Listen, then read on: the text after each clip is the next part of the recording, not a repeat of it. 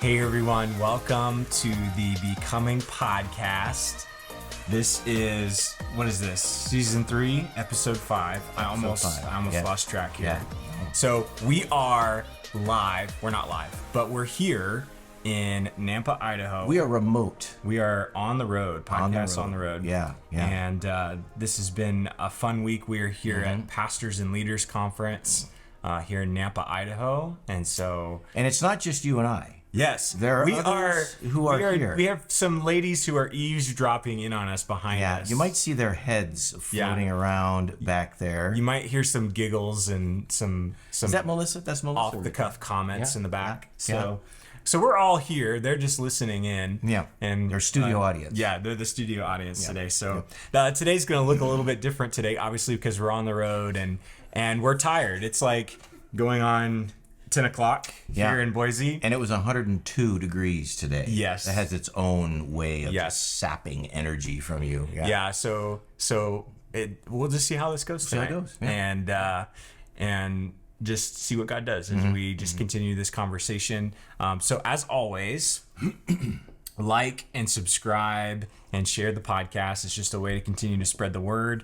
And as we continue to engage in these conversations together, I hope they've been helpful for you. They certainly have been helpful for us as we've continued to just elaborate on the messages on our life together and all that kind of encompasses that. And so we're going to jump right in, and I'm going to hand it over to Kris because I preached a sermon this week, and but I guess I should start with a little overview of the sermon. Yeah, kind of give us, a couple of things. I think it would be good because my hope is that some of the people that watch this podcast haven't been to our church yet, as you like and share. So kind of where we're at in the series, we're episode 5, so week 5 in the series of Surprised by Grace. And so we started off with lament. And as we have journeyed through 2 Samuel, we've been following the life of David. And so we dealt with his lament right at the beginning, and then successes that he was experiencing. So see God's grace and success. And then we talked about God's grace in worship. Pastor Mike brought us that message. And then we went to promise, how we saw God's grace in this wonderful messianic promise that was given. And then, boom, failure. We are at failure, and we're dealing with this section in 2 Samuel 11. And if you were to give a surface glance at the text, you'd go, wow, this story just took a left turn, but it really hasn't. And so could you just kind of bring us up to speed as sort of what led us to this place of dealing with this failure with David, as you brought that word this past weekend? So we have this challenging story, and I think it's really easy. As I mentioned this weekend, we could have skipped over this story. We could have talked about David and Mephibosheth in chapter 9. Those are way easier wonderful stories. And you talked about that this is one of those hidden gems, that story in Scripture. Yeah. But we didn't talk about that. No, we didn't. But these stories invite us to lean in a little bit deeper, to not only kind of look at them from a distance, but to really be invited into the ways in which God is working, even in the most delicate and fragile places of our lives when we reflect on failure. And so David's story for us becomes this helpful way of reflecting on the ways that our failure begins to tell a story. It's not random. There are certain clues if we're willing to look into our pain rather than run from it. And discover that along the way God has offered some gracious clues to ensure that we do not go to that place again. That's truly surprising. When we're willing to do that sort of hard work. And on an even deeper level, God, again, not only doesn't want just to change our behavior, but he really wants to change our hearts and our minds. Yeah. And that begins with how we think about ourselves, how we think about God, how we really truly reflect on who am I and whose am I? Yeah. And how does that somehow change how in my perception of how I view the world and how I view others and how I view God. Yeah. And so we're invited to consider just the radical love and mercy of God in the midst of our failure, because God wants to meet us there and show us how much he deeply loves us and how much he deeply desires us to no longer be entrapped by those negative ways of thinking that really lead us back into places of failure. Right. Well, and you kind of showed us the way in your message of getting us to not think so much about the weight of the failure itself, but more about the presence of God's grace in the failure. Because I think, the human response to that would be to say, I blew it, I messed up, I'm not worthy, I can't be forgiven, I'll do this again, and it all gets centered on within, right? And you helped us kind of elevate our viewpoint on no, these clues that God gives allow us to see the very presence of God's grace in the middle of all of that. And that's a radical way of thinking, because the world would say, and our culture would say, you failed, you had your shot, you blew it. And that's not what God's grace is all about in failure. So that really brought about, for me, just an eye-opening kind of aha moment. Oh, you mean I don't have to stay stuck here? There's a different way to think about this. Yeah, there's that other way really invites us to reconsider just the patterns and the rhythms in our life that have deeply shaped us in maybe some not so great ways, and reconsider how can we organize our life in such a way, again, not in a sense of control, but actually in an act of surrender. We can surrender our life to particular rhythms and practices that can really shape us into a people who say, I am enough. And on that deeper level, and really begin to live as a people who don't have to walk in that crucible of failure, or even be haunted by our past failure, but rather to recognize that those are gifts where God is leading us to a deeper place to grow and learn and function. So let's trade perspectives here for a second, okay? So you and I, as we're doing this, somebody on the other side is listening to this, right? And what if somebody says something like, hey, I hear what you're saying about failure, and that's all fine and well, and I get it that there's sometimes we have failures of bad choices we've made. Certainly look in the story of David here in 2 Samuel 11. He made some very horrible choices that led to failure. But sometimes, other people have experienced failure, and it wasn't anything they did, right? It wasn't something that they chose or a terrible decision they made. Failure can be experienced in the loss of a dream, something that was held and for circumstances out of their control, it's snatched away. You think sometimes of I think of marriage relationships that are in crisis, and you got maybe one spouse who's I want this thing to work, and you got the other one who's making choices for it to not work. And so, you could perceive failure as man, it's being done to me, but I feel like a failure.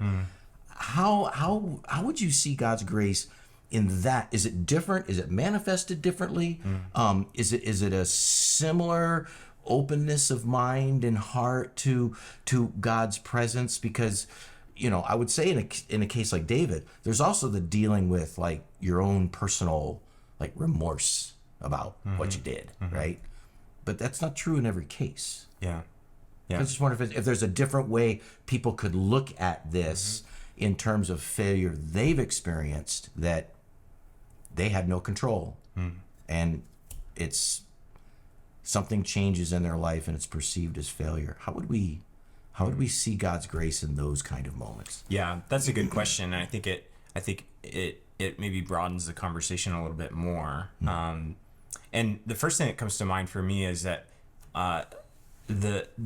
it seems to me that the same thing would be true about these clues in our story, if we're willing to look, to recognize about some of the places and spaces in our lives where there has been failure, and we're not responsible for that. It's been caused on other people's behalf. That our story, and the clues in our story can point to places and spaces in our life that made us feel like we were responsible, even though we weren't. And that usually goes back probably to the first 2 decades of our life. Sure. Maybe with a parental figure or someone who blamed you or for something you actually didn't do. Or again, it's about getting really curious and compassionate about our story. You use that word several times in the sermon, getting curious about our own story, and then letting that curiosity be a way that God tells a new story for us. And I think that's huge for some people, because we get really stuck in the same old story over and over again. And it feels like we'll never get out, and it's a hole that we can't dig out of. But that curiosity takes us to a place to say, you know what, God has shown up and is showing up, and that we're not rejected by him. So I love that word that you used. And it should be no surprise. We were in some conference sessions even today that reminded me of, like, for some of us, we might have a problem with rehashing out pain of our past. We can say things like, well, that happened 30 years ago. It doesn't really bother me now. Or we can say, we can get very spiritual and say, that was before I became a follower of Jesus. I'm covered in the blood. I'm covered in the blood. But what neuroscience is telling us these days is that trauma lives and continues to live in our bodies. And it's the reason why we react the way we react in certain situations. Even though that happened 20, 30 years ago, that experience was lived in our bodies, and our bodies remember that. And so it shouldn't be surprised that we respond the way we respond based on those particular stories. And so we really have to be open and willing to enter into those places in healthy ways. For sure. You said something that really, and Mendy and I were talking about it in the long drive to Idaho, in the deepest desolation of Eastern Oregon. You said that the things that we're afraid of most, specifically the past failures of our life, we will surrender our control to. And I think that's something people just don't realize what happens as just a response to that failure and the fear that can be associated with it, that I'm giving my control to this, or said differently, I'm going to exert every level of control I have to never deal with that failure or never think about that failure again, which is not a good thing. That short circuits that curiosity process. It does, because when we it is really important to recognize that when we enter into places of failure, and we start to pinpoint maybe the underlying fear that's there. Maybe it is fear of failure, fear of inadequacy, or fear of living up to certain standards or expectations. Those will control us, and it will show up in places and spaces where we try to either prevent and create a framework in our lives that protects. It's a self-preservation act, right? Very much so. To prevent that from happening to us again, whether it's something we've done or something that's been done to us. We enter into that self-preservation mode. Yeah. And not surprisingly, that becomes really ineffective and exhausting. But we keep doing it. But we keep doing it because we long for that sense of control. But our sense of control points to what we are fearing the most. And this can go to both extremes. So like on the one end, we can give over to fear, and surrender our control to the things that we don't want to go back to because we're fearful of those. Yeah. We can name a lot of stuff that we can return to, those places that we promised we would never go again. Right. But on the other hand, there's another extreme that we have to remember, is that we can also go to the extreme of creating so many boundaries and protections around insulating us from that we actually are in bondage to that as well, because we're still afraid. Yeah. Either way, we haven't confronted the fear. None of that is a redemptive process. Either extreme. Right. Yeah. And so there's this, because we're really Wesleyan, we love this middle way. There's this middle way to recognizing I don't have to live in bondage to those places of failure anymore, but I also don't have to live in bondage of the fear of failing again and trying to put up so many parameters in my life that I don't get to even flourish and live. But right there, somewhere in the middle, I think, we strike this balance of, I never want to go there again, and I never want to be in bondage to these self-preservation acts. And right there in the middle are these spaces and places where we can really truly flourish, and begin to live a life of freedom, but most of all, not just freedom, but to live a life of health and wholeness. Yeah, that's good. Well, and so this message on failure, it goes on. We have part 2 coming up. We do. And it takes a shift, and you kind of gave us a preview of it last week when you said it's not only how we deal with our own failures, but the failures of others. And we get into chapter 12 where things, again, don't look really good for David. So give us a little bit of a preview of where you're headed. Yeah. So this is really important. I think when we reflect on these chapters of 11 and 12, is recognizing we can extend grace only so far as we have extended grace to ourselves.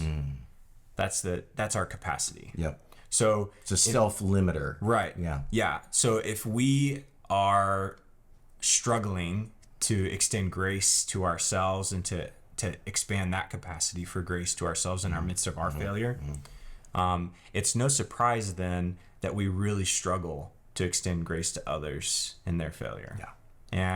And I think there's a huge direct correlation. And so that really invites us to recognize, and this extends to really every facet of our life with God, is we could be saying and believing one thing, but living and acting totally differently in response to the ways people have maybe failed us, or maybe even big picture. We like to point out other people's failures from a distance. Prominent figures in society and things like that. And the same is true there, as we're sort of distancing ourselves. And that, for me at least, when I start to distance myself and lack that capacity for grace, it's very likely, if, again, going back to my story, something has been touched in me. A nerve has been touched that says, my capacity for grace right now is not very good. So what's going on here? And it begins with us. It begins with us in really, really opening the door to recognize what needs to happen here. I would say that this particular, the way this message and the way the text reads, as Christ followers, we have a decision to make. Mm-hmm. I think it leads us to this place of something Jesus said when he was asked, what are the two most important laws? What are the two biggest things? And he talked about, loving the Lord your God with your mind, your body, your spirit, your everything, and loving your neighbor as yourself. Yeah. And oftentimes we in the church can look at that only on one side and go, oh yeah, so I'll do good things for other people because I would like good things done to me. But we don't want to go, and you touched on something, when we like to point at the failures of others, whether it's a prominent, a political figure, a celebrity, a sports person, or somebody that just has influence. We like to go, aha, right? Mm-hmm. Well, that's also included in loving others as you love yourself. Mm-hmm. And so this message is going to really give, hopefully, anybody that's there this weekend or watches this podcast a chance to look in the mirror and go, all right, am I fully living into what it truly means to follow Christ? Because it also means I'm giving grace, and others are going to fail me. Mm-hmm. And I am going to fail others. Mm-hmm. Can I still live in this place where God's reality of his presence is real, and it's not just lip service? Because there will come those times when God will present opportunities for us. Are you going to really live into this grace that I'm, present in and surprising you with? Or are you going to be massively fixated on the failure, mm-hmm. and especially the failure of others? Mm-hmm. So, I think this is going to be really good, but really hard. Yeah, because this really challenges us at the core of our relationships, especially with one another. Are we really willing to extend the same grace that God has given us? Yeah. And then before that, are we willing to receive the grace that God has extended to us? Right. Right. And a big part of this conversation too is when we do develop the capacity to extend grace to others. I mentioned this on the podcast last week, and I never said it last week because I felt this next one would be the time to talk about it, would be to talk about grace also needs us to have competency. Yeah. That's great. Because I can extend grace to you in the midst of your failure, and that's great. Mm-hmm. I have that capacity. But if it's one of those things is to say, I love you so much that I don't want to leave you where you're at. Mm. And so competency says, I know exactly what I need to do to help you move forward. Yeah. Yeah. In the best, healthiest way for you. Mm-hmm. And for sometimes that may just be sitting here and listening. Yeah. Shutting up and listening. Mm-hmm. Mm-hmm. Or in especially in really delicate places of failure, being able to help and resource you. Yeah. I want to get you the help that you need to be able to experience freedom and health and whatever needs to be done. Yep. Yep. And so we need grace. Mm-hmm. Grace is awesome, but sometimes grace without competency leaves really deafening silence to the one who's failed. Mm-hmm. Like, okay, you extended grace to me, but nothing has. Yeah. I feel very much in the same place I was before. Yeah. And so we have this opportunity to offer competency as well. We'll talk more about that this week as we jump into it. So that's a little bit. So we're gonna jump into part 2 of failure this weekend. More failure. More failure. Sorry. We just had to lean into this. Sure did. The lectionary text told us to. Yeah. So that's good. So thanks for just leaning into this kind of slightly different conversation. Mm-hmm. again, we're here on the road this week, and we thank you, church, for allowing us to go to these things. Absolutely. We're and very learn grateful. and grow and have fun and laugh together and meet old friends. Yeah. And It has been companions. some cool catching up with some people and, has. and different things. It has. Do you guys want to Yeah, and say the whole crew is here. They're all back there after a long day on the couch? and so again, thanks for joining us. We look forward to seeing you this weekend. Yes. And we just hope you have a great rest of your week. God bless you guys. See you soon.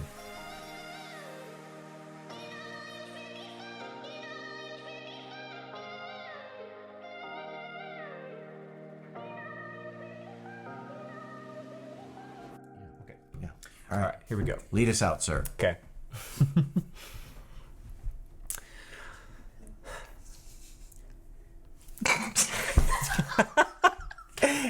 We may not get through this. We'll see. So, okay.